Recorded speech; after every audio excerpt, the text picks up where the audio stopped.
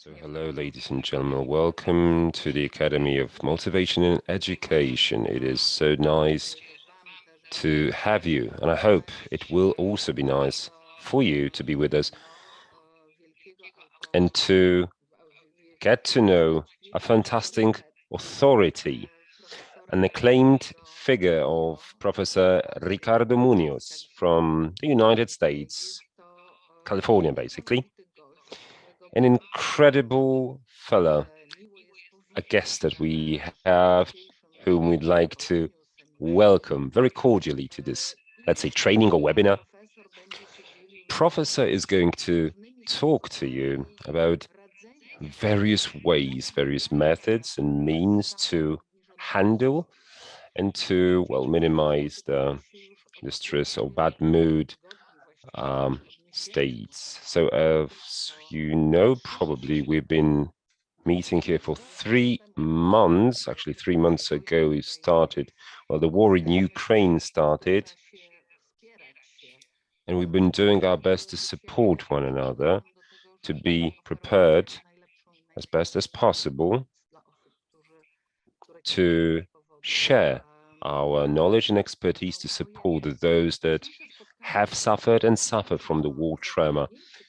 Now, this is a meeting that is not directed only to professionals. Professor has agreed to talk to us as if we were the clients or patients, those that obviously might suffer from numerous different negative emotions, very difficult emotions in light of this traumatic situation. Just a couple of words about this.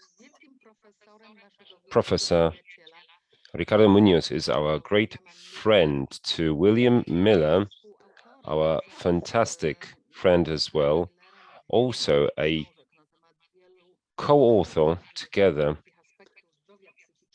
with our great friend and participant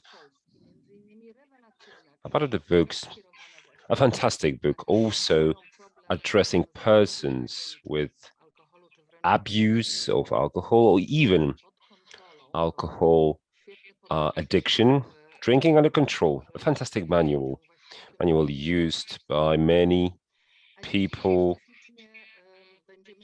to handle these problems. And we are going to speak of depressed mood today. It's something that obviously the professor handles on a daily basis. So depression prevention, and if need be, also depression healing.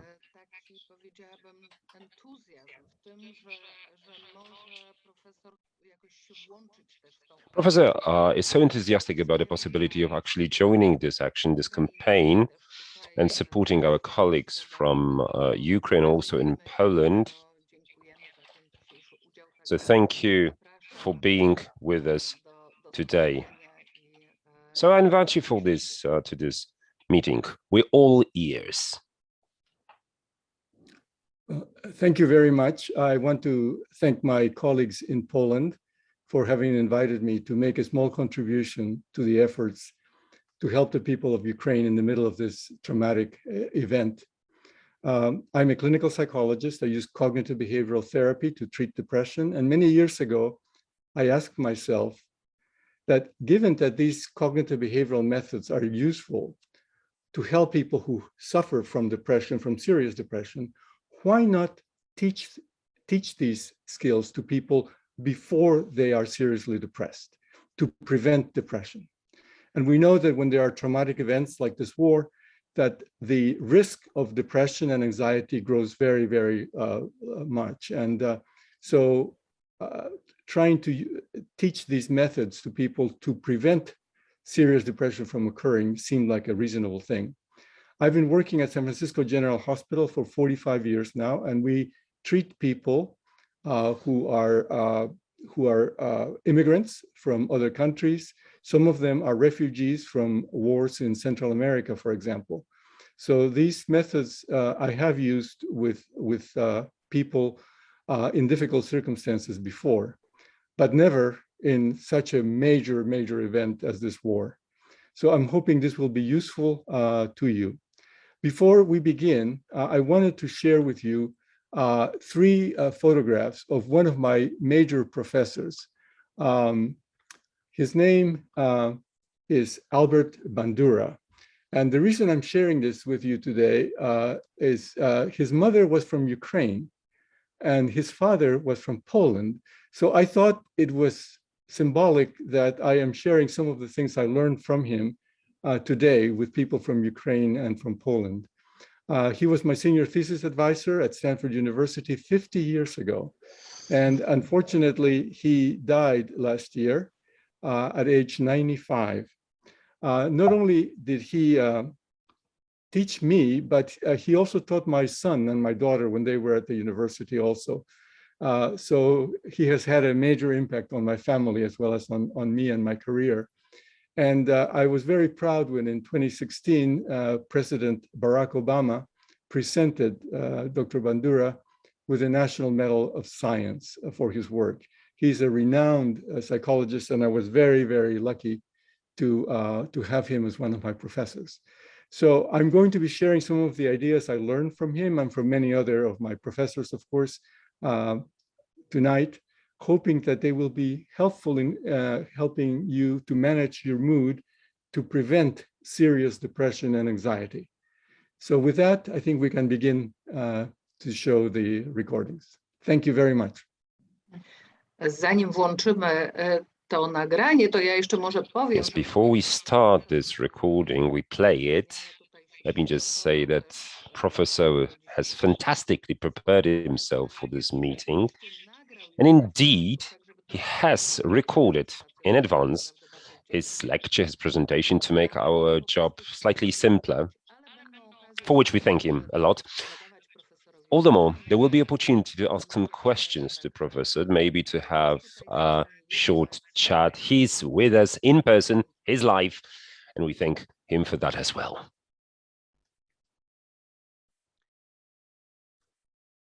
To może być właśnie dobre pytanie, jeszcze jedno tutaj. By the way, this may be a good question. Whether, Professor, are you going to start the recording or maybe stop it or pause it when a certain part begins? Is it all right with you? Can you do that?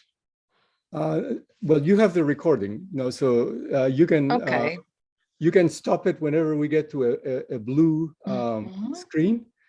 If people want to have questions, yes. So there are 8 segments, and you can stop at the end of each segment so that people have a chance to ask questions if they want to. Czyli panie Przemku, poprosimy pana, tak? In other words, Przemek, and we are addressing our dear friend responsible for the technical matters to please play each video following and maybe to have a short pause after every single section if Professor wants to share some remarks or make some references to that. Thanks. Hello, my name is Ricardo Muñoz. I'm a professor of clinical psychology at Palo Alto University near the city of San Francisco. Tonight, I want to share with you some ideas about how to use our thoughts and actions to prevent depression and anxiety, what I call a reality management approach. And I'd like to dedicate this presentation to the people of Ukraine. It is hard to know what excessive anxiety, worry, or depression can be in a time of war. These feelings are normal human reactions to real continuing danger to our loved ones, to our homes, to our cities, to our country, to our way of life. Our hope is to prevent feelings of depression and anxiety that interfere with our life and activities so much that they affect our physical and emotional health and our ability to care for ourselves and our loved ones. In other words, we would like to find a way to resist by protecting ourselves, our children, and those around us from additional harm. Extreme trauma, such as the war, produces feelings of depression and anxiety in all human beings. The impact of trauma causes much suffering and emotional pain. This is normal, a normal human reaction to tragedy. But the impact of trauma plus debilitating depression or anxiety can cause additional suffering and additional emotional pain. So our goal tonight is to discuss ways to prevent debilitating depression and anxiety so we can reduce the overall suffering and emotional pain of this tragic situation. I'd like to share with you what are the symptoms of what we call a serious or a clinical depression, which usually would last at least 2 weeks. And the two main symptoms are, of course, feeling sad, blue, depressed, and losing interest or pleasure in things that we used to enjoy. Other symptoms include changes in appetite, eating too little or too much, trouble sleeping, again, sleeping too much, or not being able to sleep, feeling restless or slowed down, feeling tired, not having energy, feeling worthless or guilty, having trouble concentrating, and thoughts of wanting to die, or even considering or attempting suicide. This last symptom is the most dangerous, of course, and if any of you are feeling this way, it would be important to share this with healthcare professionals, with religious leaders, or with other people whom you trust. It is really dangerous when these thoughts can be acted upon. In terms of anxiety, excessive anxiety or worry, and again, what's excessive in the middle of a war is hard to determine, but it would be tremendous levels of anxiety or worry that make it difficult for you to continue to do what you need to do to take care of yourself and your children and your loved ones. Also, difficulty controlling your worries, being restless, feeling tired all the time, having fatigue, no energy, difficulty concentrating, being irritable, feeling a lot of muscle tension, and again, having trouble sleeping. Our goal tonight is to think of ways to protect our physical and emotional health by reducing the intensity, the frequency, and the duration of serious feelings of depression and anxiety, which add additional harm to what's already a heartbreaking situation. Depression leads to feelings of helplessness and hopelessness, to feeling a lack of control and a lack of freedom. So what we'd like to do is consider ways to increase our sense of control, our sense of freedom. If you think about freedom in the following way, it'll help you give an idea as to why these ideas we're going to share are important. If in a given situation, person A has 3 choices and person B has 10 choices, then person B has more freedom. The more choices we have, the more things we can do in any situation, the more freedom we have. So learning to have more choices increases your sense of freedom and reduces the feelings of helplessness and hopelessness that also contribute to depression and anxiety. So what we will discuss today is how what we think and what we do affects how we feel. So I'd like to lead us in thinking together about how to take care of ourselves, our children, and those around us, our neighbors, by using the things we do, our behavior, the way we think, our thoughts, and what we do with other people, our contacts with other people, in order to protect ourselves, our children, and our neighbors from debilitating feelings of depression and anxiety. So the goal of prevention is to acknowledge that all of us have ups and downs in terms of our mood. And when something tragic happens, like this war, we can cross a threshold of serious depression. But if we can prevent having such low mood, such serious depression and anxiety, we can prevent having debilitating depression so that we do not need to receive treatment. Now, when we start having negative mood, we have less interest, we do less, we feel worse, and it's a downward spiral. And this brings us down until the point that the depression or anxiety is so bad that it's hard for us to do what we need to do in our daily life. So what we need to do is begin reversing these symptoms. And because we cannot tell ourselves, just feel better, that usually doesn't work, we can start doing things that will help us feel better.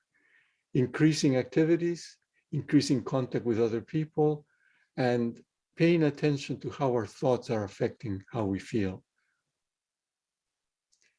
When events in our life are out of our control, such as in this terrible war, it is very important to focus on those things that we can control. That's the main message of what I call the healthy management of reality, learning healthy methods to remain as emotionally healthy as possible, and not using unhealthy methods.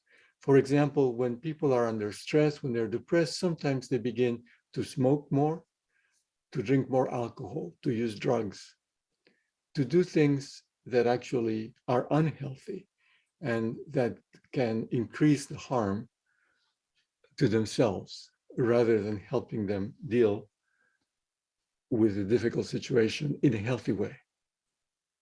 So if we learn to use the skills I'm going to be sharing with you, we can teach them to our children so they can use them to protect their emotional health now and throughout their life. These skills are helpful to many people. So the idea of the healthy management of reality is that all of us live in two worlds.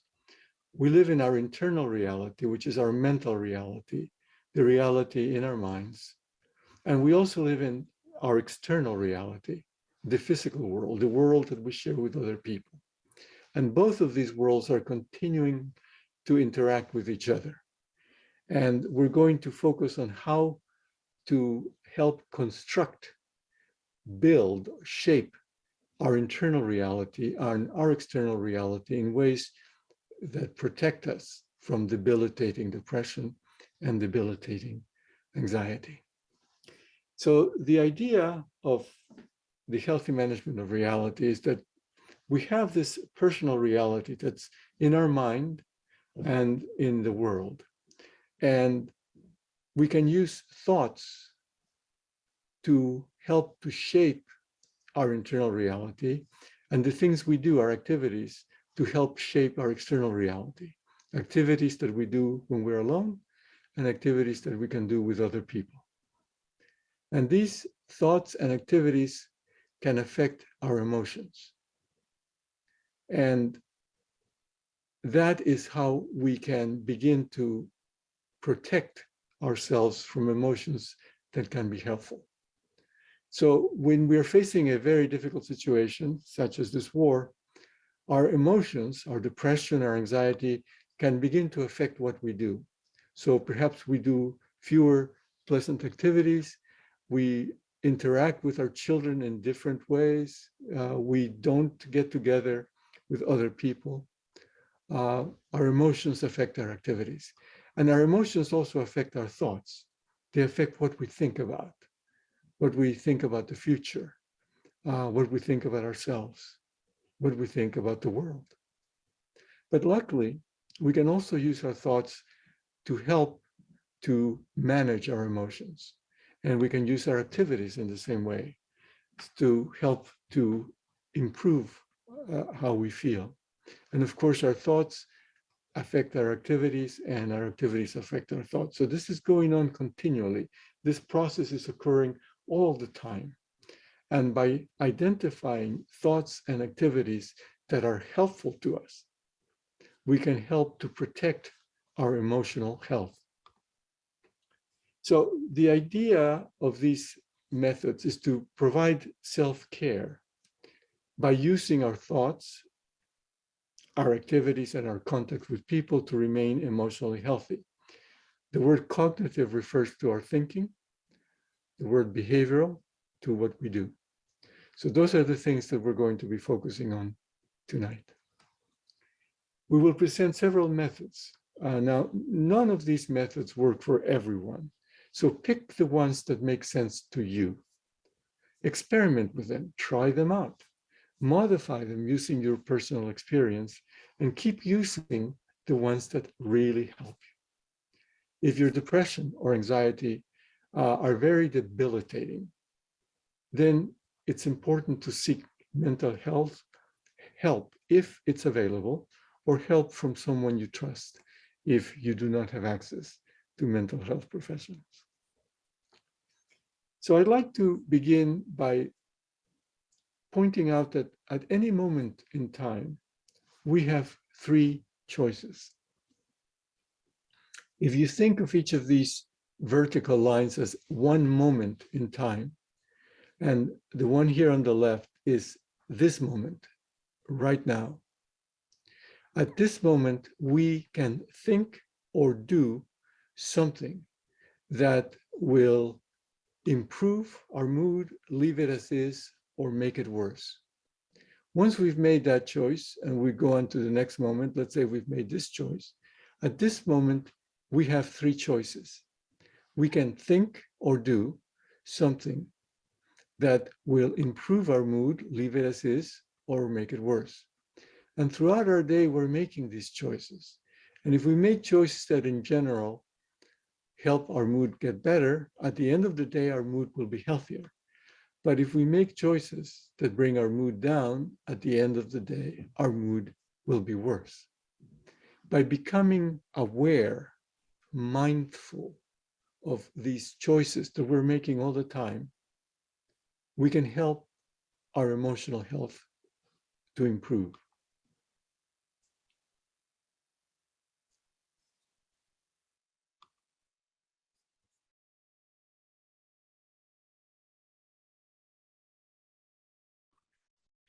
All right, so that's the introduction to the methods that I wanted to share with you tonight. If there are any questions before we go on to the next segment, I'd be happy to answer them.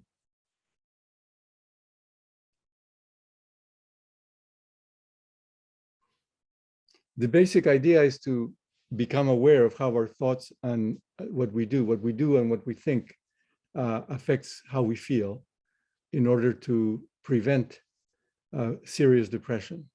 And that's the main message of the introduction. And what I'm going to be doing in the next segments is to share some specific ways in which we can use that idea to learn to manage our own mood. And I also mentioned that by learning these things, we might be able to teach them to our children. I know that many of the people from Ukraine who are in Poland now are children and women. So one of the things we've developed over the years is what we call the Mothers and Babies course, in which we teach women who are pregnant and postpartum these methods so that they can teach them to their babies and so that they can prevent postpartum depression. Once we learn how to use these methods, again, our children can benefit because we can teach them to use those too. But of course, to do that, we need to learn them ourselves. We need to be able to practice them and find out which work for us and how to explain them to our children. So if there are no questions, we can proceed with the next segment.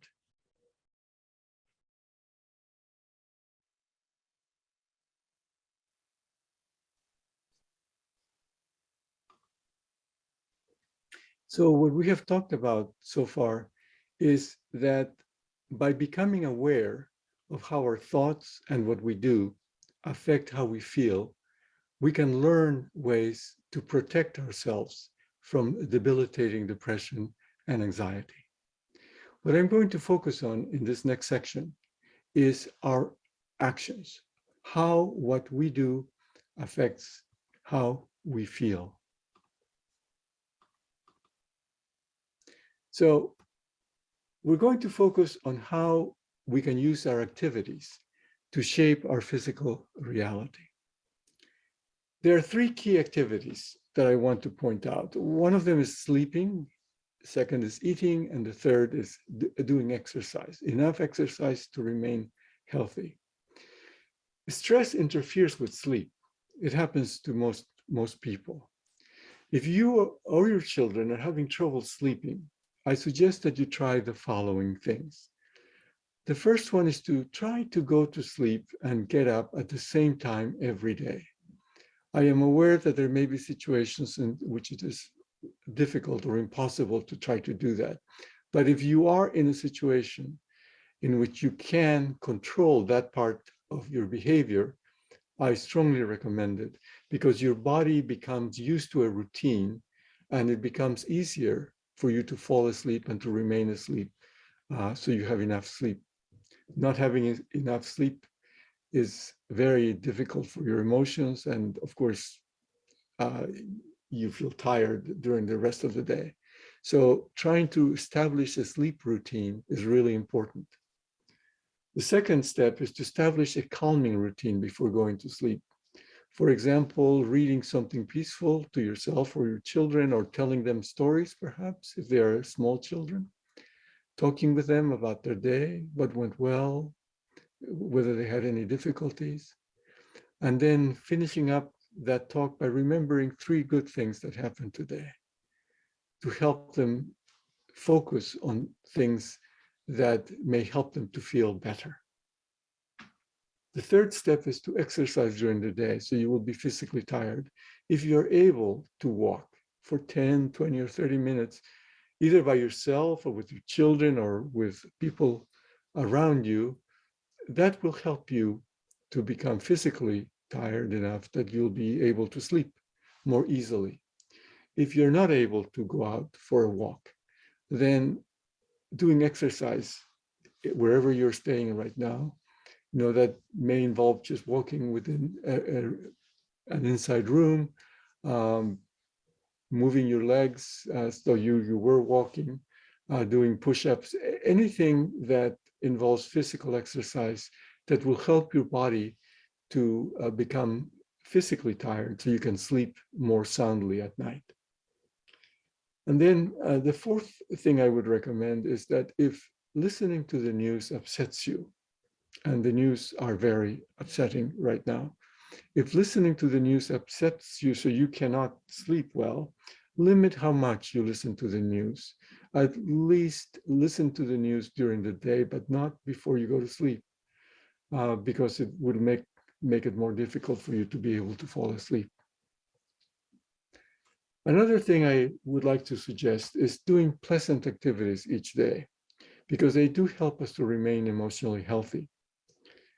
It may be possible that human beings have a minimum daily requirement of pleasant activities to feel healthy. When tragedy strikes, our usual activities are no longer possible. The places that you went to in your homes are no longer available to you. The people you got together with are not near you anymore. And so the things that you used to do that gave you pleasure may not be available. So it's important then to purposefully add new pleasant activities to our day. So in addition to increasing pleasant activities, it's also important to increase activities that are meaningful. Now, these may not be pleasant, but they may be meaningful. Helping people perhaps who are sick and need assistance, helping to feed people who don't have enough food, helping people to get somewhere if they have trouble walking. These are things that are not pleasant, but they are meaningful. They give you a sense of purpose during your day, that you are helping other people. and that can be really good. Another type of activity that I recommend is what we call mastery activities, which are activities that you are good at.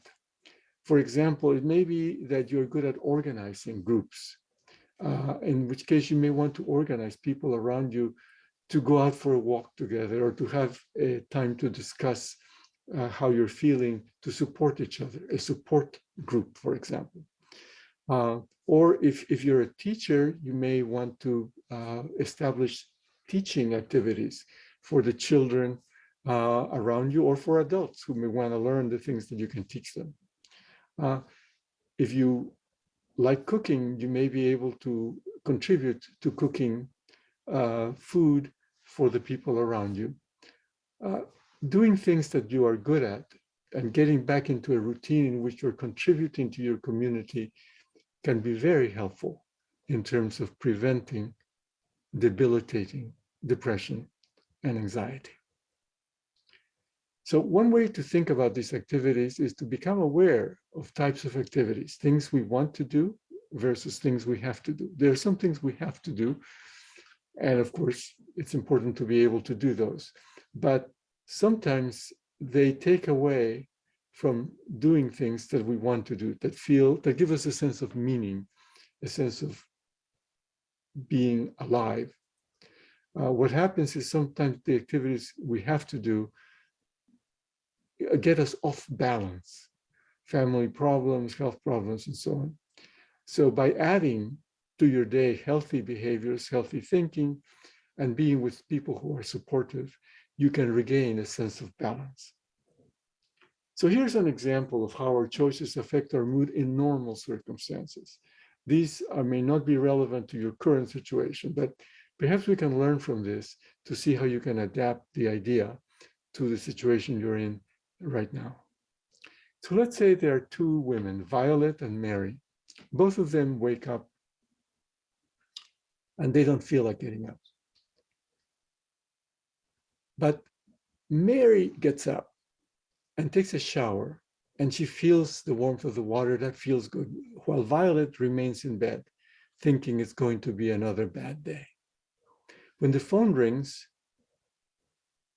Mary responds to the phone, picks up the phone, and it turns out to be a friend of hers, Nancy.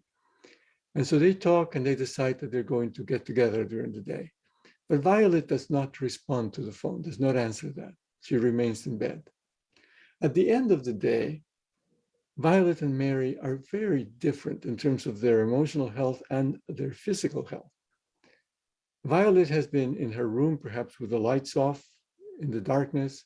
Perhaps she hasn't eaten all day, and she's feeling very sad and lonely. While Mary has gotten together with her friend, they've been able to walk, get some sun, get some exercise, and think about things that make their life feel meaningful. In this case, she's saying, I'm so happy that we spent time together shopping for my baby. Do you think she'll look like me? So the emotional health of Mary, who has gotten out of bed and done things, is very different from that of Violet. But it's not just the emotional health. The body, their body is different. Violet has been in the dark, hasn't perhaps eaten anything, has not done any exercises, has not talked to anyone. So her body is physically different as well.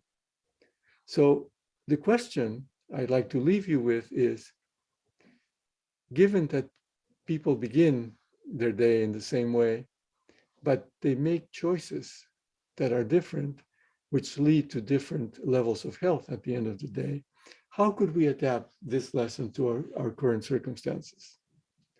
Some things that I would like to suggest that you make a list of brief, simple activities that are possible to do now when you're by yourself, with your family, or with other people.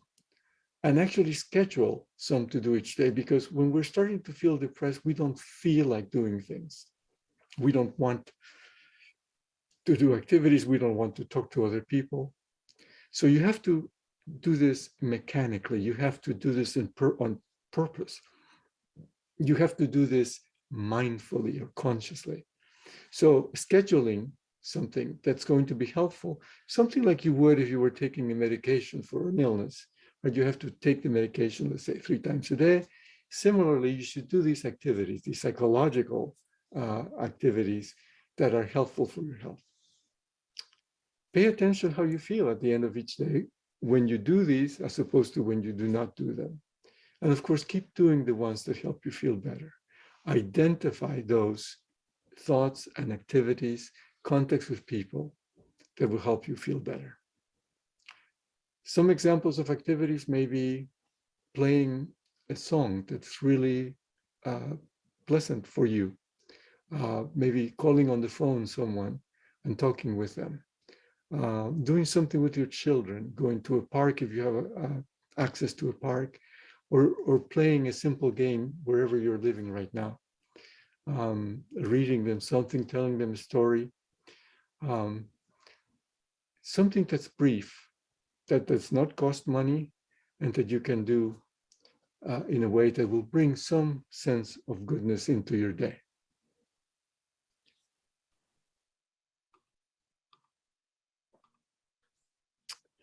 Okay. The main idea behind this is what we call behavioral activation, which means that when people begin to feel depressed, their activity level goes down. This often happens when there's a massive change in their life, when people move from one place to the other, for example, under regular circumstances. And of course, under these circumstances, the change has been so massive that it would not be surprising if your activity levels were to have gone down tremendously. So how can we use this psychological knowledge? We know that activity and mood are related. How can we use this in these very difficult circumstances? Part of what will need to happen is that those of you who are experiencing these very difficult circumstances will need to use this idea and see how it can be implemented given the current situation. A war like this hasn't happened in Europe for so long. We're trying to learn how to use these things that psychology has learned in what's now an extreme situation. I also want to remind you about sharing these ideas with your children. Our children are developing. I mean, their development has not stopped because of the war, obviously. And it is really important to see how we can help maintain as healthy development as possible under the circumstances. And trying to focus on how to bring moments of peace, moments of meaning into our children's lives, so that their mood doesn't go down also. We need to focus on their well-being as well. So we can talk more about this later. Increasing activities is one thing. We're going to be talking about contact with other people and our thoughts in the next few segments. And then we'll try to bring it all together as to how we can use this knowledge that psychologists have developed over the years to manage our mood, and see how we can adapt this to this particular very extreme situation. So let's see the next segment.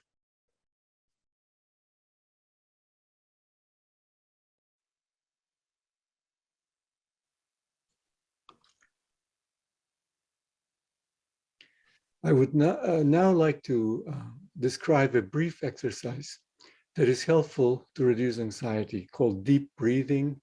In English, sometimes we say belly breathing to children. It is breathing so that the air comes down to your abdomen. So the idea here is to start by taking a deep breath through your nose while you count to 4. and then hold your breath while you count to 5, and then breathe out through your mouth while you count to 6. And what you want is for the breath that be a deep breath, so that it goes down to your abdomen instead of the upper chest. So you can put one hand on your chest and one hand on your abdomen. And when you bring in the breath, try to see if your abdomen expands, right? So you're bringing in air. So we're going to try this, and then you try it again. Again, a deep breath in, feel your belly, your stomach, your abdomen rise, and then breathe out through your mouth and feel your belly go down and flatten. Okay, and then remember to do this breathing slowly and repeat the belly breathing for 10 breaths. So after you've practiced this, you can use it to relax when you notice that you're beginning to feel worried or upset. So again, we're going to begin this exercise, and I'd like you to do it with me if you feel comfortable doing it, so you can learn to do it. And so you can hopefully teach it to your children too, if your children are anxious. Okay, so we're going to take a deep breath through our nose, and we're going to count to 4 as the breath comes in. Then you're going to hold the breath while you count to 5. And then you're going to breathe out through your mouth while you count to 6. So here we go. Deep breath in. 1, 2, 3, 4. And then hold the breath while you count to 5. 1, 2, 3, 4, 5. And now exhale through your mouth. 1, 2, 3, 4, 5, 6. Okay, let's do that again. Deep breath through your nose, and I will count to 4 so you know how long to bring in the breath. And then we'll hold the breath. I'll count to 5. And then you'll breathe out through your mouth while I count to 6. So here we go. Take a deep breath now. 1, 2, 3, 4. Hold your breath. 1, 2, 3, 4, 5. Breathe out, exhale. 1, 2, 3, 4, 5, 6. Now go on breathing normally. And then you can do this several times. Again, about 10 times is what we recommend. And notice how you feel before you begin this exercise, and whether you actually feel more relaxed when you finish the exercise. Now, it's important in between these breaths to breathe normally so that you don't feel dizzy. The idea here is to notice the difference between how you feel before you do the exercise and how you feel after you've done the exercise. After each breath, generally you'll feel a little more relaxed. And after you've done it several times, hopefully the feeling of relaxation will be significant. I hope this is useful to you and to your children.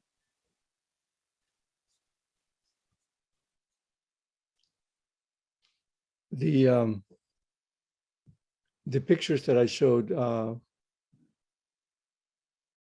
come from a series of videos that were produced by the National Academies of Science, Engineering, and Medicine in the United States for children and adolescents who are going through stressful times because of COVID. That was the reason that these were created. The point here is that when people are stressed, including our children, anxiety levels can rise, of course. And how do we help our children and ourselves to feel less anxious, feel less tense? And this is one exercise that has been found to be helpful, especially with children, but it's also useful for adults. There's another one that's much more powerful, which involves tensing and relaxing our muscles. And that's the next one that I will be showing. Are there any questions before we proceed to the next one?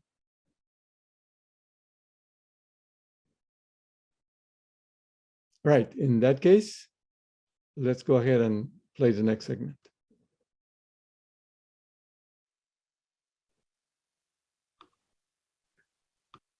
Okay, we're going to do another exercise now, which is also helpful in relaxing. And this is a more powerful exercise, but it takes longer. But if the first one is not enough for you, then this is one that actually is much more powerful. And it's called deep muscular relaxation.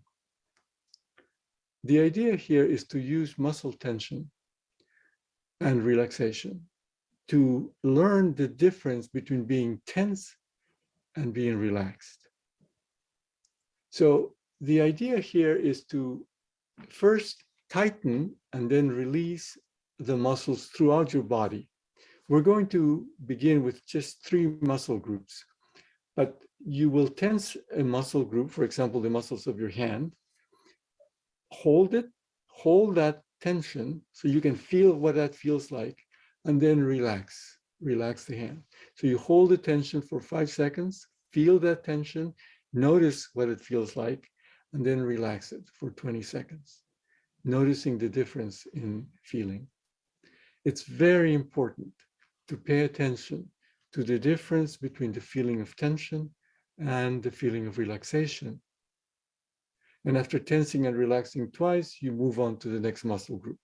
Now, the idea here is that sometimes, especially when we're anxious, we become very tense. And the tension in our muscles actually uses up energy, which is one of the reasons we feel so tired all the time. It can even produce pain sometimes, because muscle tension can actually become painful if it's too long, too prolonged, or too strong. So the idea is to pay attention, to be mindful, to be conscious of what muscle tension feels like, and then purposefully relax so that you can learn the difference between being tense and relaxed, so that then during your day, when you start feeling tense, you notice that you're tense and you can learn to relax.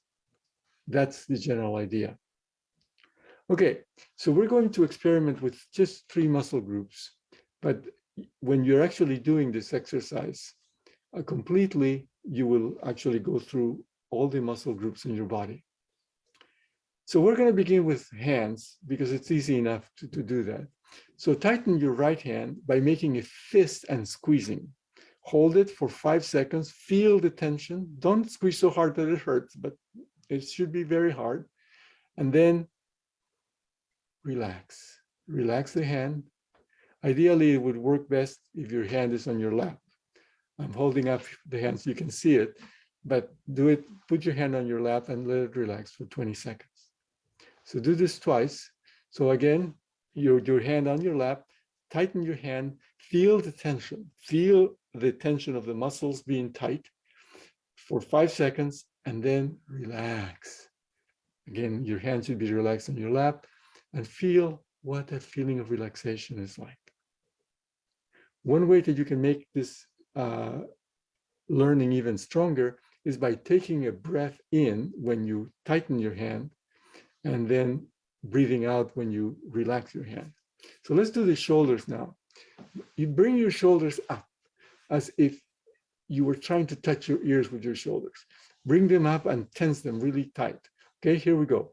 1, 2, 3, 4, 5. Feel the tension, and now exhale and relax. And notice how good it feels to relax the shoulders. Our shoulders are usually very tight in our days. I don't know why, but we tend to tighten our shoulders a lot, which is why having a massage of our shoulders can often feel very good. So offer people around you during your day a massage. It can feel really good for both the person who's getting it and for you.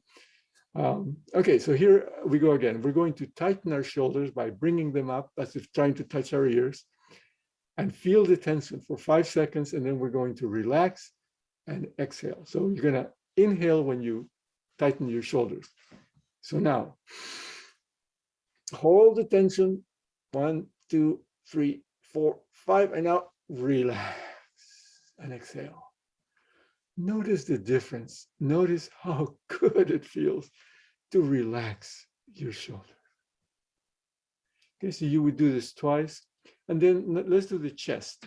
Now, the way we're going to tighten the chest is to take a breath that's so deep, you can feel it stretch your chest muscles, and then hold it for 5 seconds, and then exhale and release it slowly. Feel yourself relax as the air leaves your lung.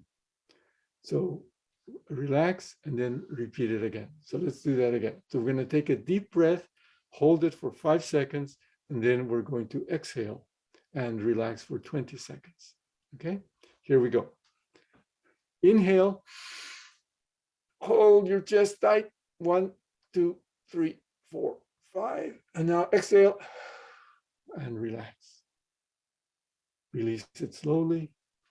Feel yourself relax as the air leaves your lungs. It's very important to notice the difference between when you're tense and when relaxed, so that you don't have to do this exercise during your day. You can actually notice when you're feeling tense and allow yourself to relax. Okay, so if you find this useful, you can experiment with all your muscle groups. But let's do the chest one more time. So we're going to take a deep breath so that our chest feels very tight. 5 seconds, and then we're going to relax for 20 seconds. Ready? Deep breath. Hold it. 1, 2, 3, 4, 5. Exhale. And notice how good it feels to relax. If you find this useful, you can experiment with all your muscle groups. And again, it's a technique that you can teach your children. It's relatively easy to do, and it can feel really good when you do it well. So what are the other muscle groups? Well, you begin again with your hands. You can do your forearms, your biceps, making tight your biceps, your shoulders, your forehead, your face, your lips, your tongue, your neck, your chest. Of course, we've done that. Your stomach by tightening your stomach as though somebody's going to give you a punch, and then relaxing your back, your legs, and your thighs, your calves, and your feet. And we're not going to go through all of these now, but these are the kinds of things that you can do to use this exercise. It can be very helpful in terms of dealing with anxiety and helping people relax.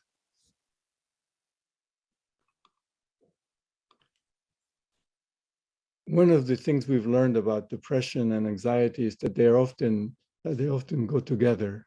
So people who are depressed are sometimes very anxious, and people who are anxious become depressed too. There's a lot of overlap between the two. And when you have no way of reducing your tension, you feel powerless. You feel a sense of, again, of helplessness, being helpless in terms of the tension and the anxiety.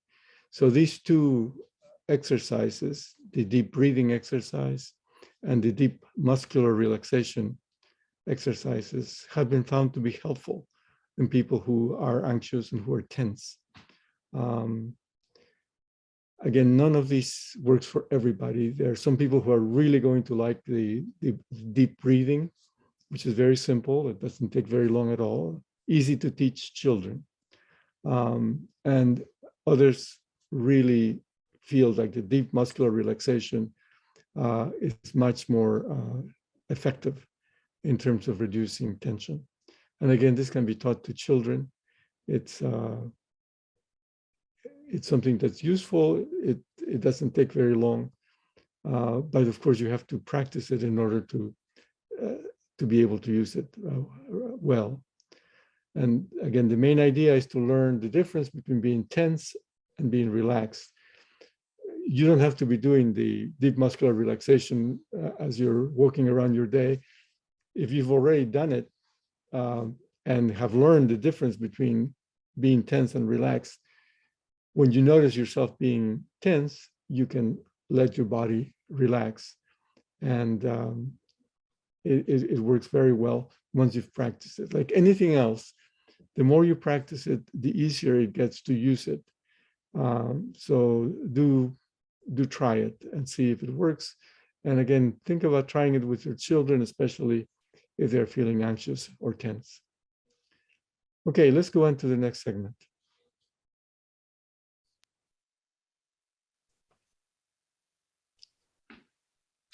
Okay, so far we've talked about the healthy management of reality, the idea that our thoughts can construct our internal reality, and our activities can construct our external reality. And by learning which thoughts and activities affect how we feel, we can learn to protect ourselves, protect our emotional health, so that depression and anxiety do not become debilitating.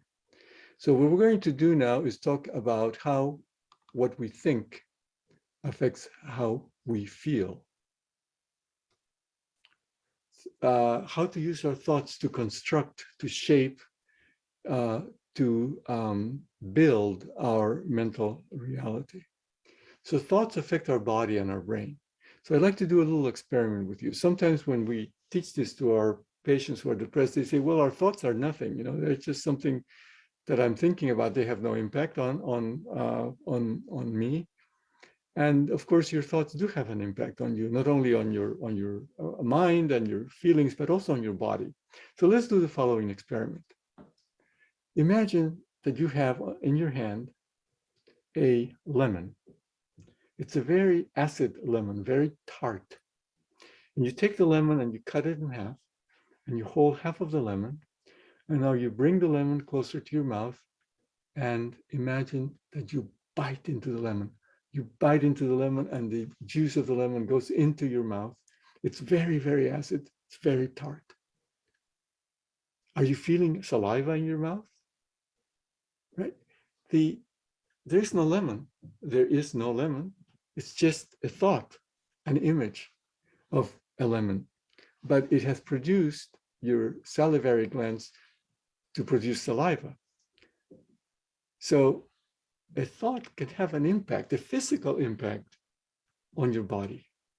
And so the thoughts we have at every moment are having an impact. They affect our brain. They affect the chemicals in our brain that produce emotions and so on.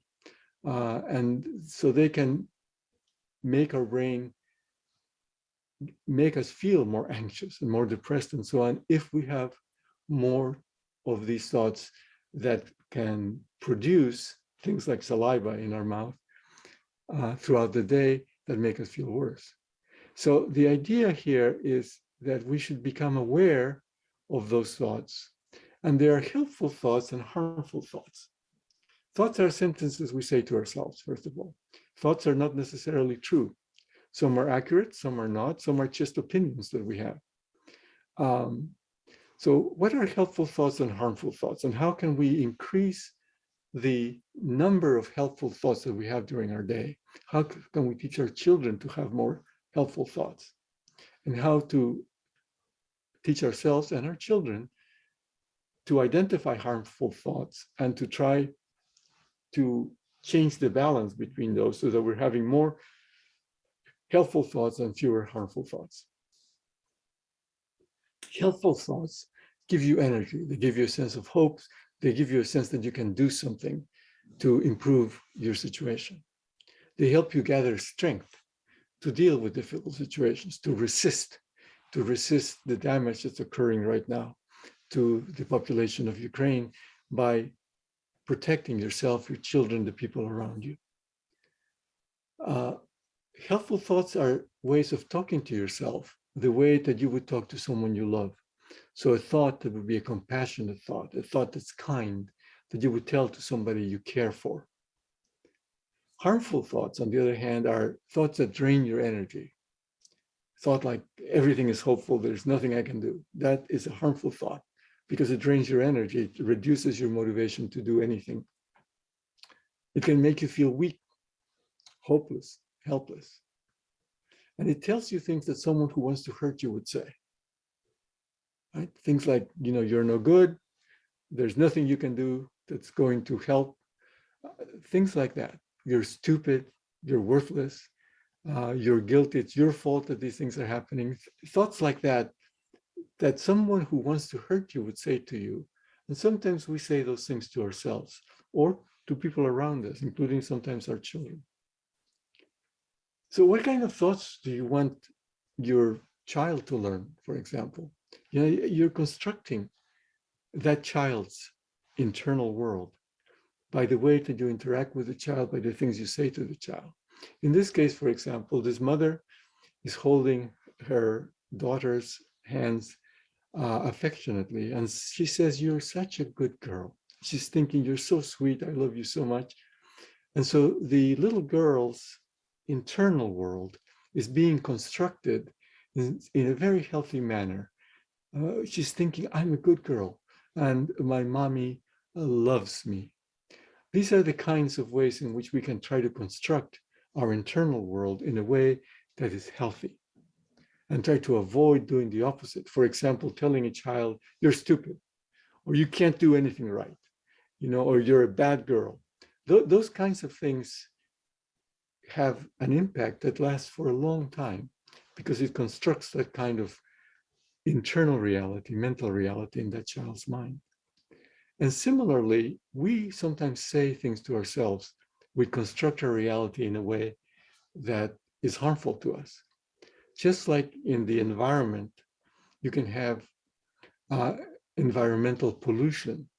So similarly, in your internal environment, you can have environmental pollution, mental pollution, toxic thoughts that take away the meaning of your life, that take away hope, that take away a feeling of self-efficacy, that you have some control over your life, even though none of us have complete control.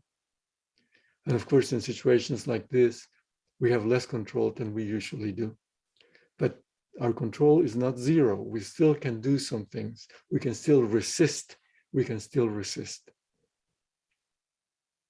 So I'm going to now lead you in a brief exercise using your thoughts to try to achieve inner peace.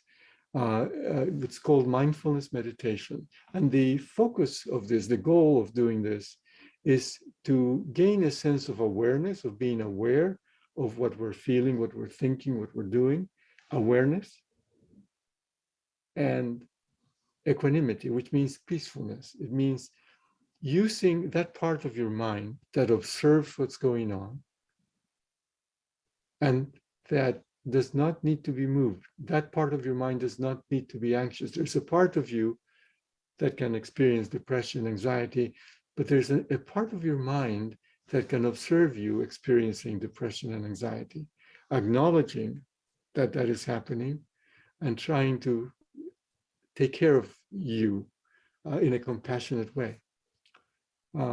So this works better with your eyes closed, but you don't have to close your eyes to do mindfulness. What we're going to do is focus on your breathing to bring attention to what is occurring right now. And you're not going to try to have a blank mind. You never have a blank mind. Your mind is always considering something, thinking something, observing something, right? But you're going to be observing your feelings. You're going to be observing the thoughts that you have. And a suggestion or recommendation is that you consider your thoughts, your feelings, the things that come to your mind, the things you remember, images that you might have, as though you're looking at them through a window that looks out into the sky. And from time to time, a bird goes by, and it goes by the window, just like your thoughts come by, or an image that may be occurring, and let it go by without holding on to the thought, without focusing on that image. Being aware that it is occurring, but letting it go past without holding on to it, without engaging with it. Yeah, this is the idea of mindfulness meditation. So sit as comfortably as you can. Put your hands on your lap. And if you want to, you can close your eyes. It works better if you close your eyes, but you don't have to if you feel uncomfortable. And then begin focusing on your breathing. Focusing on your breathing. Notice how the air comes in through your nostrils. Usually the air coming in is usually cool. And then when it goes out, it's usually warmer. So notice the air coming in through your nostrils. Perhaps notice how your lungs fill with air, and then how they feel when they exhale. So breathe in and be aware that you're breathing in, and breathe out and be aware that you're breathing out. Allow yourself to focus on your breathing. There are many thoughts that are going through your mind, but bring your attention to your breathing. Breathe in and breathe out. Breathe in and breathe out. And again, focus on how the air feels going through your nostrils, your chest expanding and exhaling. And if thoughts come by, allow them to go by your mental window, just like a bird flying past the window. Notice the thought, notice the feeling. If you're feeling scared, notice that you're feeling scared. If you're feeling angry, notice that you're feeling angry. But let the feeling just go by, just like a bird going past the window. And bring your attention back to your breathing, to your breathing through your nose, the air coming in, your lungs filling, and then the air going out. Allow yourself to focus on your breathing and notice what it feels like to have those thoughts, those images, those feelings just go by without you having to engage them. Being aware of them, but not being moved by them, not being upset by them. And now I'd like to show you how you can focus on something other than your breathing. Continue with your eyes closed, continue breathing peacefully in a relaxed manner. And now what I'd like for you to do is to focus on your hearing. To focus on your hearing. Pay attention to the sounds that you are listening to, the sounds that maybe you were not aware of before. What sounds do you hear? Just pay attention to the sound and then move on to another sound and pay attention to that sound. And if a thought comes by, again, let it come by, pay attention to it, but let it go away too. Don't engage, don't hold on to the thought or to the image. Allow it to move on. And again, focus on a sound. And then focus on another sound. And let thoughts, images, memories come in and out of your mind as though there were a bird flying past the window. The goal of this is to bring you back to the present. Depression often is produced by memories of things that were hard in our lives. And by bringing your thoughts and your consciousness to the present, you can learn that you can be present here, now.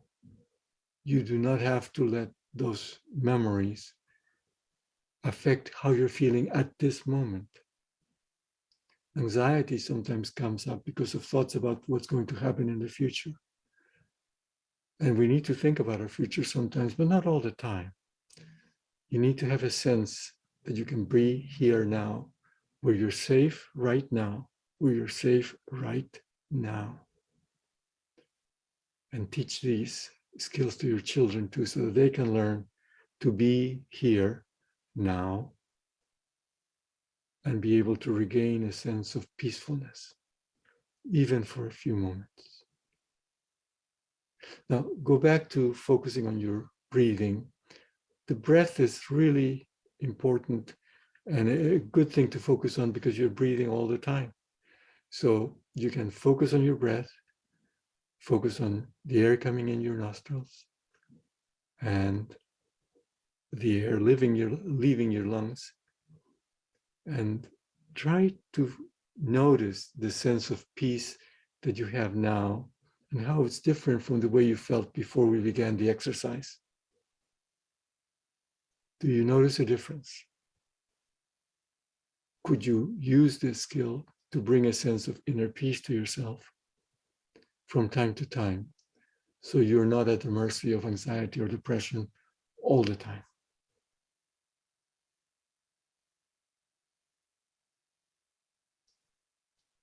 So this is how you would, you can open your eyes now. This is how you would teach your children to do this. You sit comfortably in a chair with your feet flat on the ground. You lay your hands gently in your lap or by the arms of your chair or by your side, and then you pay attention to your breathing. Notice how it feels as you take a slow breath in, then exhale slowly. Notice how it feels as the air leaves your body. This is something that you can learn yourself, and the more you do it, the easier it gets. And it's a way of finding some escape from the stress that you're going through now. I'd like to leave you with one final thought that is useful to many people, especially people who are dealing with alcohol abuse or substance abuse. They use this, what's called the serenity prayer. That when our events in our life are out of our control, it is important to focus on those things we can control. And the serenity prayer, which was written by Reinhold Niebuhr, goes like this. It says, God, grant me the serenity to accept the things I cannot change, the courage to change the things I can, and the wisdom to know the difference. There are thoughts like this thought that you can identify that may help you to regain a sense of peace, at least for portions of the time. So your entire day is not focused on worry, anxiety, or depression. You need to have a way of escaping from that feeling of lack of control, which is very normal given the tragedy of what's going on in the war. But we need a way to escape. We need to teach our children and ourselves a way to do this. And I hope these ideas will be useful to you. Thank you.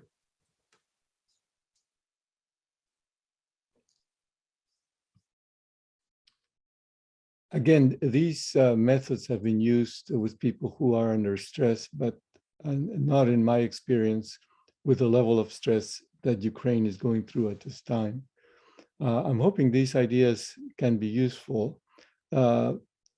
Again, when we're feeling out of control, it is important to pay attention to those areas in our life where we can get some control.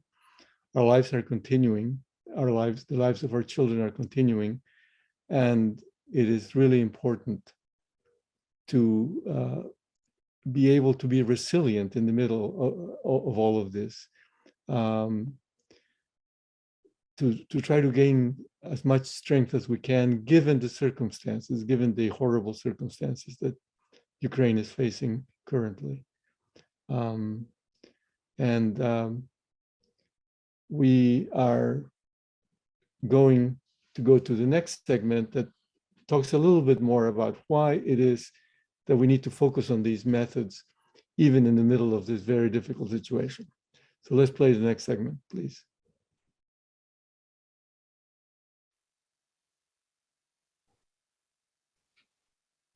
So we have now talked about the idea of how we can shape our internal reality with our thoughts, our external reality with what we do. And now I'm going to focus on what we can do with other people, because people are a very important part of our external reality. Being with other people can be healthy. It can give us a sense of being part of a community again, when our communities have been broken up now. And it can give us a sense of helping other people, which is a meaningful activity that can help us to resist depression and anxiety. So how is it that what we do with other people affects how we feel? People can help us to shape our social reality. When we are feeling depressed, we oftentimes try to stay away from people. And of course, that makes us feel even more depressed. So by increasing our contact with other people, we can in fact help ourselves to feel better. Contact with other people is good for our health. Being kind to other people can reduce depression and anxiety. So kindness and generosity is good for the people we're helping, but it's also good for ourselves. And so the idea is, how can you do this? How can you do this? And the first thing to do would be to think about activities you can do with other people. How is it that, given that you are in the same circumstance as many of these people, you're sharing an experience that's very, very difficult. And having a sense of support for each other can be helpful to everybody, including the people who are providing the support. We've also talked about how you can do things with people that use your skills. If you're a teacher, you can teach. If you're a musician, if you're a singer, you can sing for people. If you like to cook, you can help to prepare food for the people around you. You can also teach your children to look for how they can be helpful to other children or other adults. Having our children get a sense of mastery, that they're doing something, can help our children feel less depressed, less helpless, less hopeless. Have a sense of self-efficacy, having a sense that they matter, that they are important, that what they do, what they think is important, that they are important, they're valuable. Even in the midst of this tragedy, they are valuable. And of course, those thoughts are also important for us, to feel that we can do something, we can share something of our knowledge, our skills, we can help other people who are suffering just as we are. And the specifics would be to begin to think as to what other people we can get together with. What can we do activities with? Going out on walking, working on something, maybe helping to take care of each of our kids. A support group, just to get together and talk with people who are going through the same experience as you are right now. So these are the kinds of things that I would recommend. And by doing so, you can begin to shape your day-to-day life. If you've been away from people, you've been isolating because of how you've been feeling, and you begin to be in touch with people throughout the day, maybe say 1 hour a day, maybe later 2, 3 more hours a day, you can create little islands of light within what's a very dark day for you otherwise. And of course, doing things with your children that help your children get a sense of meaning, a sense that there can be good moments in your day, so that they can feel that contact with you can be a source of strength for them. Again, to help to resist against the harm that additional depression and anxiety can do to what's already a very difficult situation.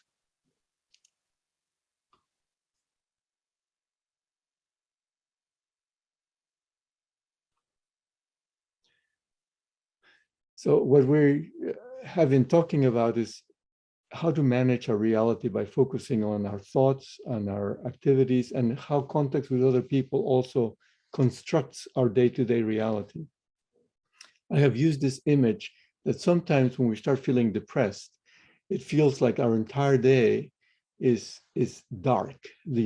Every hour of the day is an hour of darkness.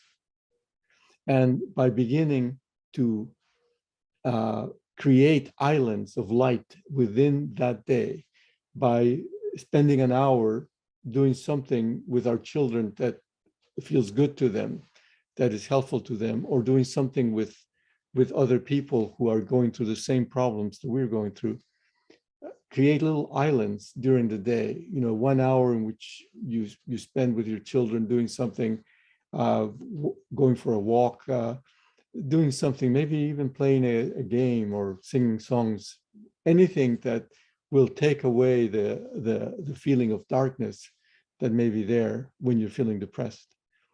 Doing something with other people, maybe sharing these recordings, which will be available, as I understand later, in a group format, and discussing them and seeing how you can adapt them to this current situation.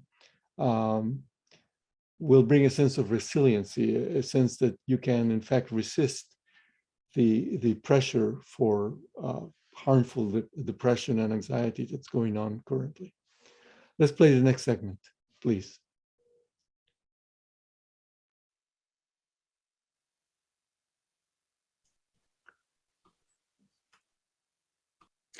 So we've talked about how we can use our thoughts to help to shape our mental reality in a healthy way, and how we can use our actions, either by ourselves or with other people, to help shape our external reality so that we have a healthier reality in the middle of this tragedy. What I'd like to focus on in the next few minutes is the idea of shaping the past that has not yet happened, the future past. And what I mean by that is that our past has a very strong impact, of course, on our lives and our health. But we cannot change the past that has already happened, but we can change the past that has not yet happened. Not knowing how long this war will last makes it difficult to think beyond today. But each day that passes becomes a day in the past. Each week that passes becomes a week in the past. Each month that passes becomes a month in the past. We need to purposefully, mindfully help to construct that past so that the days we're living now will help to create a future as healthy as possible, given the circumstances, for ourselves, our children, and our neighbors. We cannot change the past that has already happened, but we can shape the future past, the past yet to be, the past that has not happened yet. So how shall we do that? How shall we do that? One of the exercises we do in one of our depression prevention classes with women who are pregnant is to have them stand up, and they are currently pregnant, and to take a step forward and think that it's now a year in the future. And now, of course, they're holding their baby in their hands. And then take another step. Now it's 2 years in the future, and now they're holding the hand of a toddler who's walking next to them, and so on. 3, 4, 5 steps. Now it's 5 days, 5 years into the future. And now the child is maybe going to school. So what is it that they would like for their relationship with that child to be?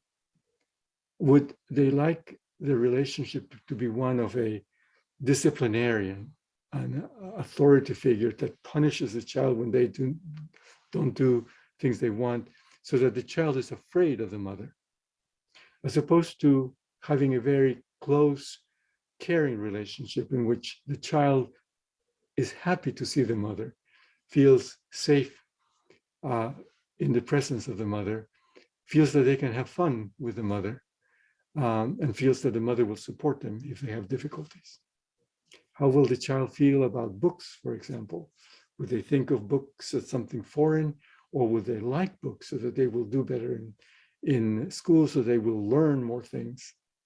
And then I have the mothers turn around and look back into the last 5 years in their imagination and think about what they would need to do, what they would need to think and do with their child, so that they're building that past that has not yet occurred, so that by 5 years from now, their relationship with that baby, that child now, is as healthy as possible, a good bond, a feeling of great love between the two of them.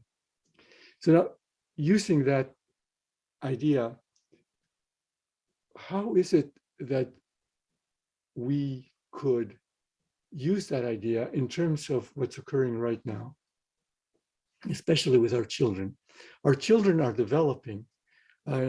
Things have not come to a halt in terms of their development. I mean, they're experiencing life day to day, week by week, month by month, and thinking about how to shape each day that they're living now, so that when that day is in the past, it'll be a day that helps them to remain healthy. This is very difficult to do when things have been disrupted as much as they have been for this. But the fact is that our children and ourselves are living day to day, and we need to pay attention to how we're constructing each day so that it does not produce even more harm already, but it helps to produce a sense of strength and health in our children so that their development is not harmed. I suggest that this might be a thought that could be used as a source of discussion. Maybe if you are able to pull together a support group, what could you do? What could the adults do together to create a past as it's occurring, that hasn't yet occurred, to build, to shape each day so that the day helps our children and ourselves to remain as healthy as possible throughout this very, very tragic period.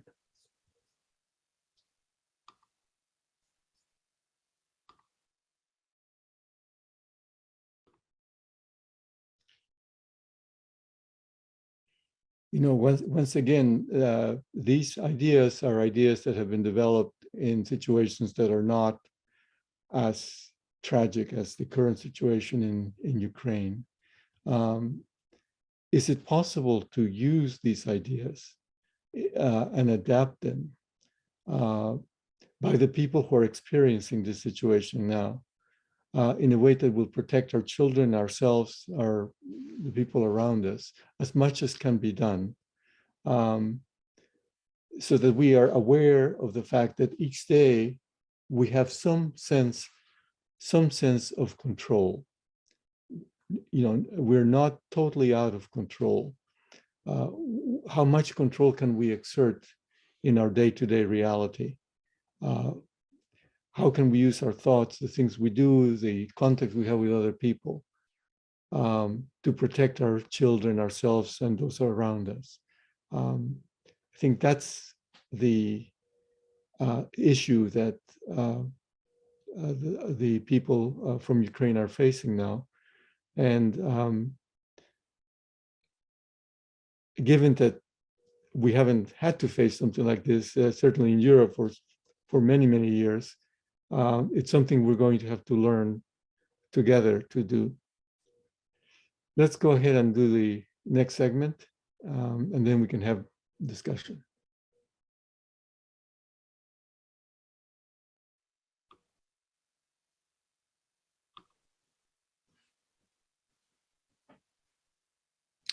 I'd like to finish this presentation with the idea of the practice of the presence of good, on the importance of gratitude and kindness, especially in situations like the one that we're facing now.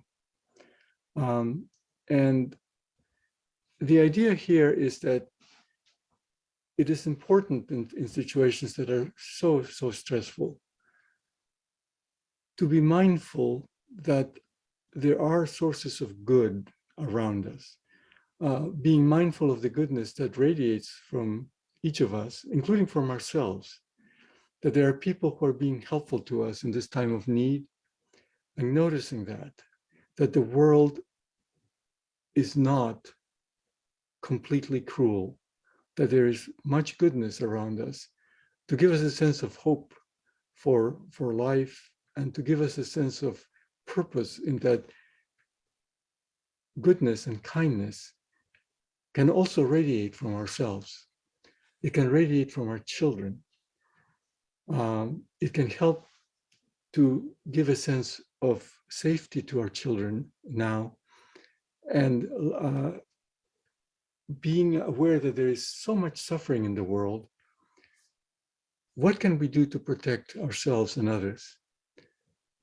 What can we think and do to create a healthy reality in our minds for our loved ones, for ourselves, and for our neighbors, and for our world? Being mindful that there is goodness in the world, that there is kindness, and that we can contribute to that goodness and kindness to try to heal the world as much as we're able to.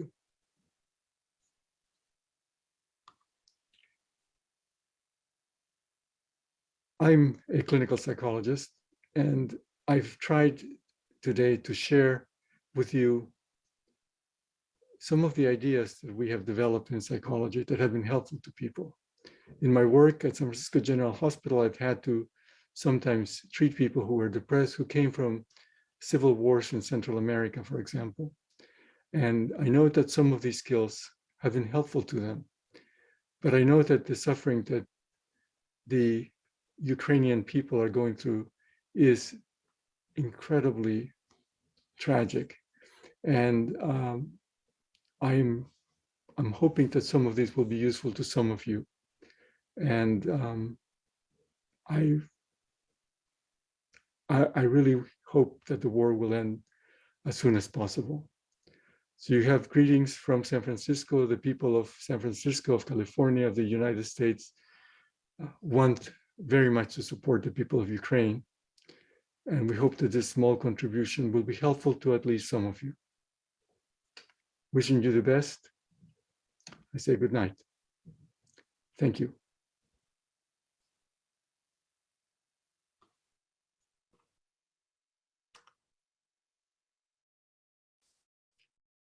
Okay, that's the end of the presentation that I prepared.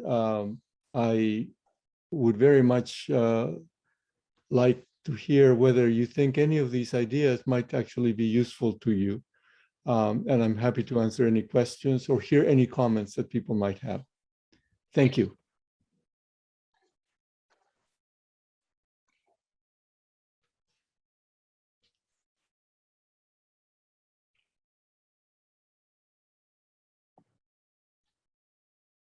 I see some of the thank yous on the chat in English. Thank you very much. I actually tried to copy and paste the comments in. I assume they are in Polish, and I was unable to to do that, so I could translate them myself. But if there are any comments or questions, I would love to hear them.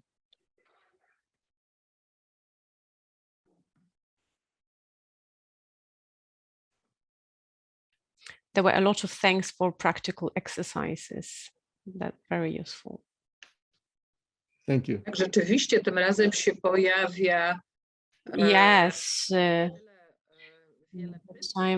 It's not like many questions, but there's a lot of words of gratefulness for such practical presentation of these ideas on how these people can help themselves in those 8 ways that you presented, how they can prevent severe depressive condition, which will obviously might be very helpful in this situation. But we have a question concerning children aged 8 to 10, so quite small, who stopped speaking after what they've experienced or what they've seen. What should we do with such children, such small children after traumatized?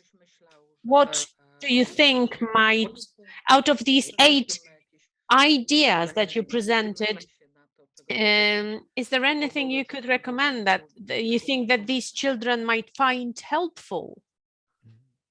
Well, I think if children have stopped speaking, that's a very serious symptom, and I think it would be really important to obtain psychological help for the children if you have access to them.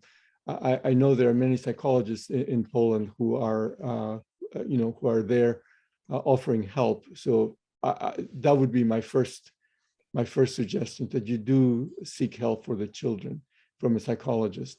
But if the children are showing attention, for example, I think the deep breathing exercise might be helpful in terms of reducing their sense of anxiety, and continuing to speak with them, even if they are not able to respond, and let them know that you understand that they are feeling very afraid.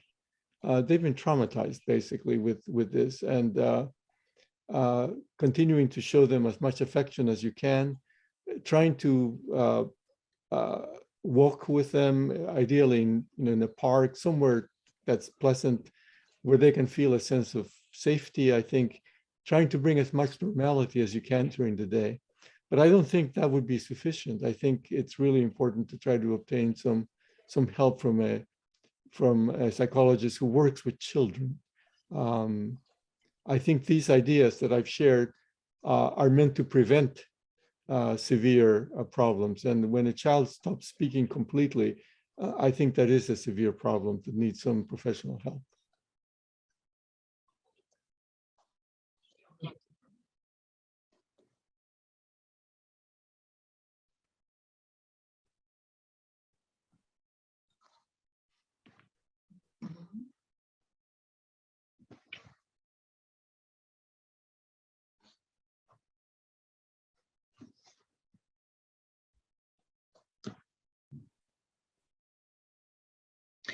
Rozumiem, że te metody, które As tutaj... I understand, the methods that you showed us and reminded us of some of them, because some of us are CBT therapists, experienced of the therapists, but you put them all together and it gives us a very important picture on how many surfaces and dimensions we can support those people, mainly as you speak about prevention, but probably prevention of such situations as what happened to this child that stops speaking, right? So if we capture it at the right moment and start intervening and start influencing the child or an adult, and suggest those ideas, those exercises, this might actually prevent or protect them against such situations. Would you agree?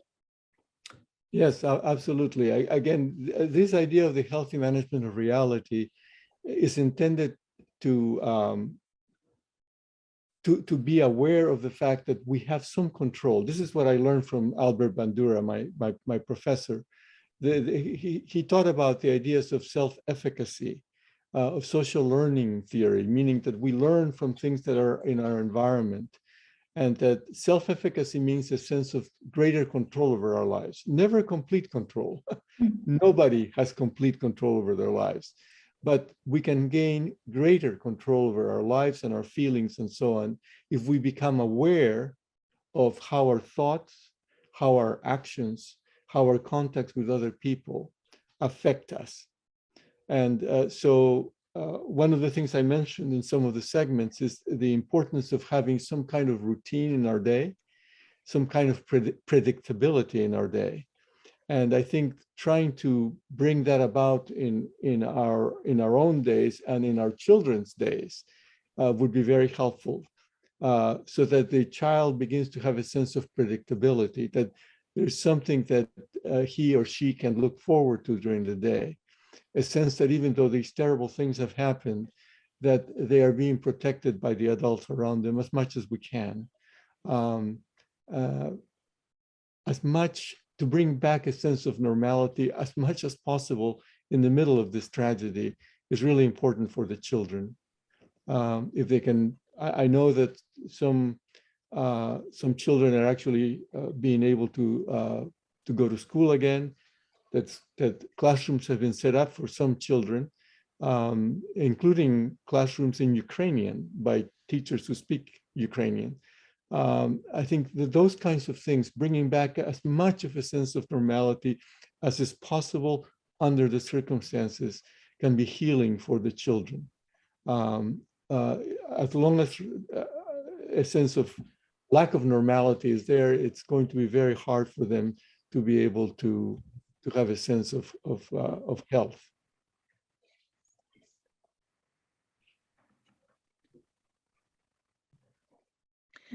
Przy okazji może powiem o tym, że By the way, let me say that KIK organization, the NGO that we've been supporting since the beginning of this series of lectures in Education Motivation Academy for Ukraine program, this NGO,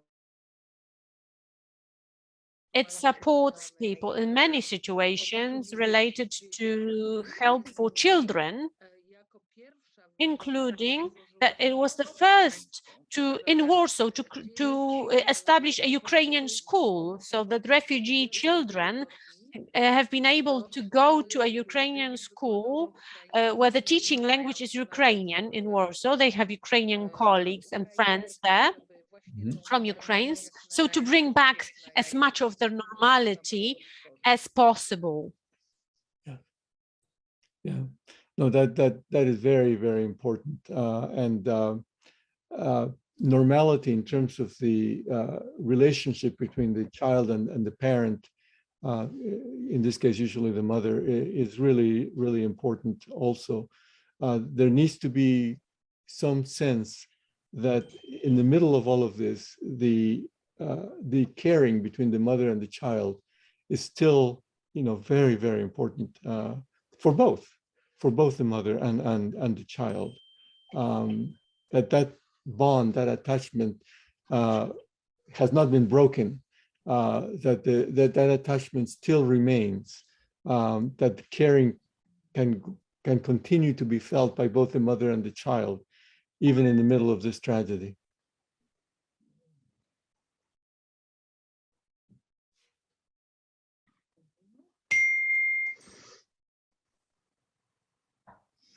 A ja jeszcze się pozwolę zapytać. Now I would like to ask one more thing, referring to Albert Bandura. He contributed a lot in positive thinking, in the development of therapies, and this self-efficacy concept, the coping self-efficacy that Bandura spoke of. So in such extreme situations, how can we develop, how can we enhance this coping self-efficacy in children and in adults? Let's pay tribute to Albert Bandura. That is very important that a man, a person, a woman, everybody should have this coping self-efficacy. So what do you think as a direct student of Albert Bandura? What can you say about that? One of the things that attracted me to his work, and I read his work before I met him, so his ideas were very important to me, even before I met the man, and I was very lucky that I became one of his students. But what really attracted me to his work is the idea that the human being can affect his or her environment, that the environment is not determining of what the human being will do. We are not totally under the control of our environment. We have a sense of what he called personal agency, the ability to have an impact, what he called reciprocal determinism, which means that our environment affects us, but we can also affect our environment. And by doing that, we can gain greater control over our life. That's really important at the individual level. But he also talked about collective self-efficacy. Collective self-efficacy meaning the self-efficacy of a group of people, a community. And right now, I think one of the things that I see as being relevant to the reality of the Ukrainian people who are in Poland and in the other countries is that if they could organize themselves in a way that as a group, they gain a sense of collective self-efficacy, that the people, the refugees, can do things in the countries where they are now being protected to maintain some sense of control over their communities, some sense of control over their children, some way of having a sense of resiliency, of being able to resist the cruelty that's being inflicted on Ukraine by maintaining strength of their community where they are now protected in Poland, for example.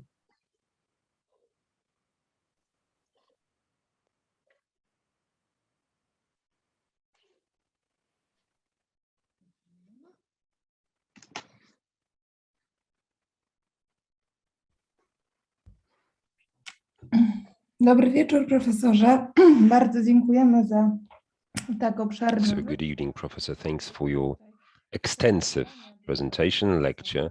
The thanks to you, Professor, are being extended here in Ukrainian and in Polish in various comments. If I may, making the most of your expertise and experience, I'd like to ask you about the following. We've been talking about this healthy management and our self-enfranchisement and how we can use our own activities to do these very short but very practical exercises that simply help us and can actually prevent depressive mood from developing.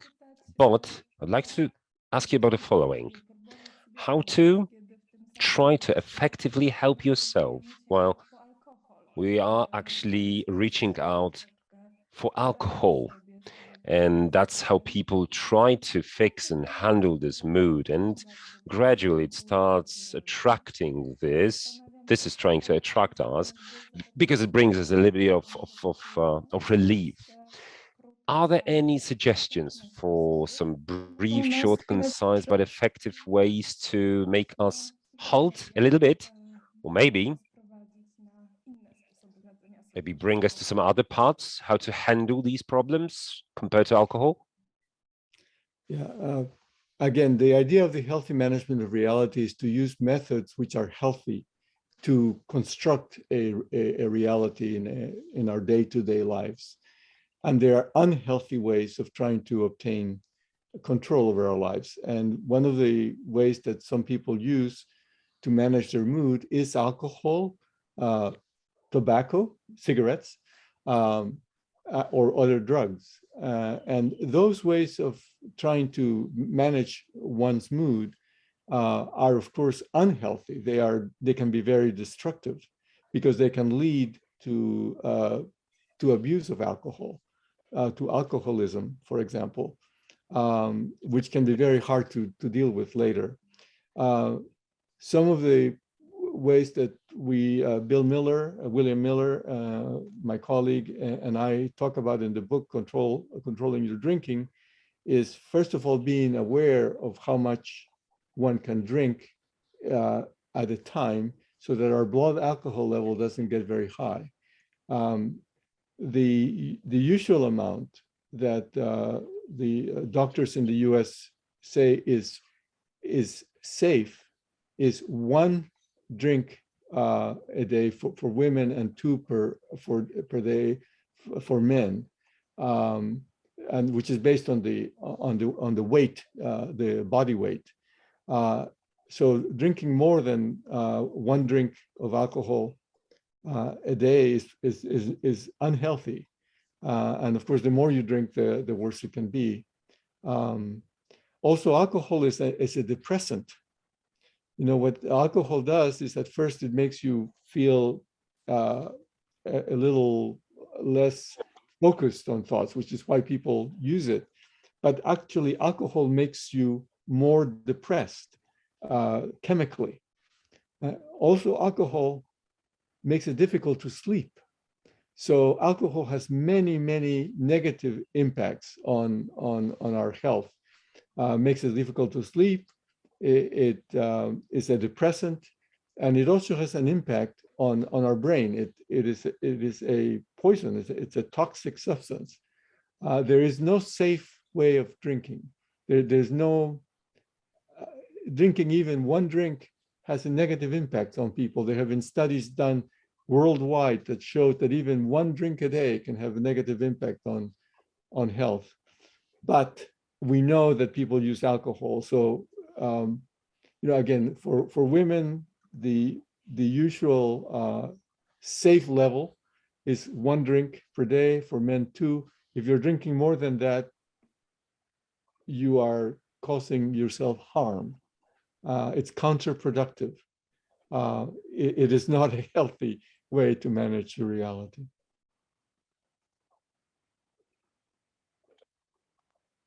One thing that I would suggest, by the way, is that when people get together, sometimes people, of course, share alcohol.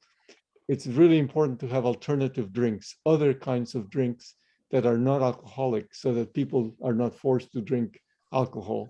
That's something that would be very important to do when people get together. Have alternatives to alcoholic drinks. And never force people to drink. That's something that we sometimes do. Oh, have a drink, and do not do that. It's not helpful. You're not being kind to people by forcing them to drink. That's not a good thing to do.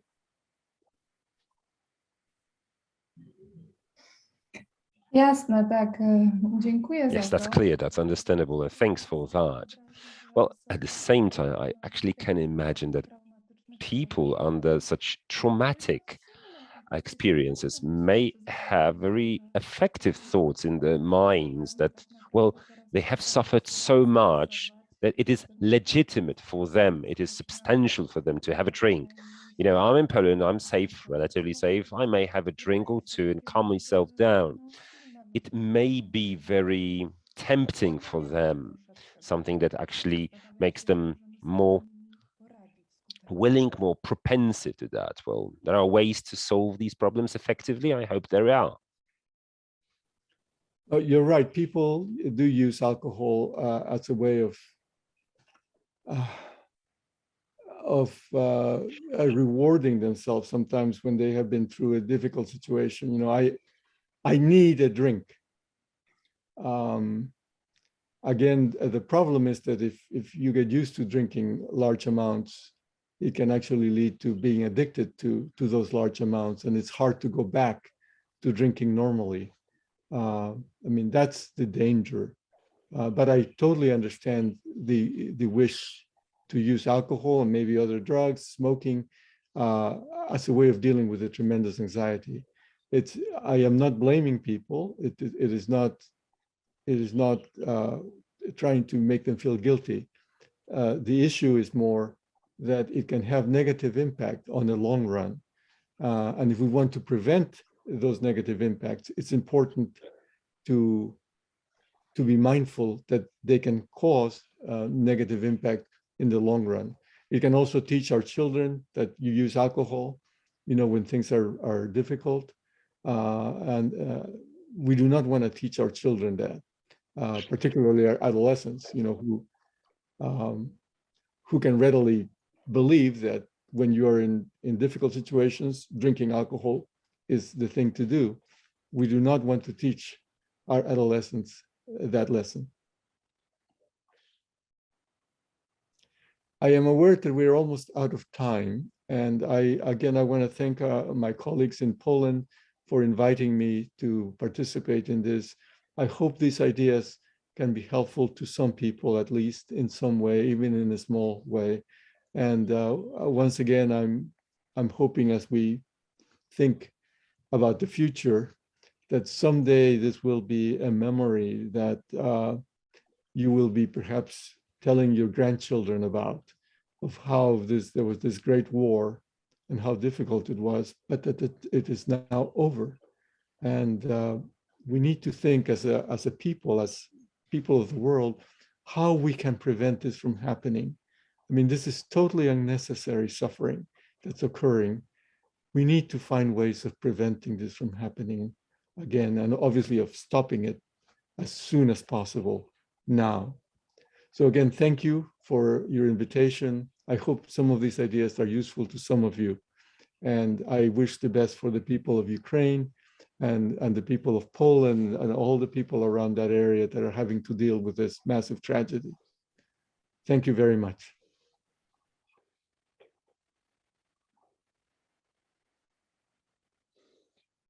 To my bardzo It dziękujemy. is Naprawdę. us who are grateful so much to you, Professor. We need this smart, intelligent inspiration. So easy, so simple, straightforward methods, but so useful with such a utility value. If only we share what we know, the experience that we have. Obviously, if we know that this is experience and evidence-based, if this is research-based, this is incredible amount of work, effective work. We are hoping that at least to some people we can help by doing that. We would like to achieve that so much. If we can help but one person, it is still to the point, it is still meaningful. So thanks, good regards to Bill Miller from, a big circle of his aficionados and followers.